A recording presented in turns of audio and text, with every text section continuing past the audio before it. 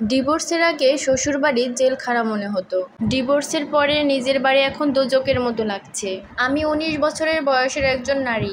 আমাদের বিয়ে হয়েছিল আমার পছন্দে। সংসারও টিকেছিল 1.5 বছর। আমাদের একটা ছেলেও আছে, ওর বয়স এখন 1 বছর। আমার স্বামীর স্বভাব চরিত্র সবই বেশ ভালোই ছিল, শুধু একটু জেদ। অবশ্য সব সময় না, মাঝে মধ্যে।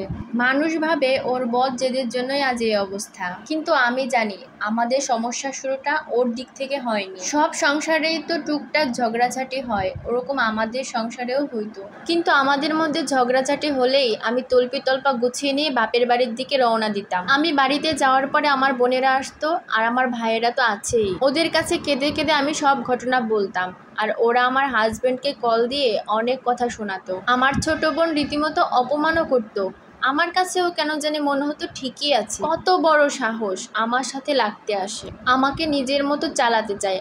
আমার মধ্যে কেন জানি একটা জেদ কাজ করতো। ওর কাছে ছোট হব, ওর কাছে নিজের ভুল স্বীকার করব, মাপ চাইবো, এটা ভাবতেই পারতাম না। উল্টো বড় গলা করে বলতাম, ডিভোর্স দাও, তোমার মতো লোকের সাথে কে সংসার করে। ডিভোর্স আমি কখনোই মন থেকে চাইনি, ওটা ছিল মুখের কথা। ওর কাছে ছোট হওয়ার চেয়ে ডিভোর্স চাওয়াটাই বেশ সহজ মনে হতো।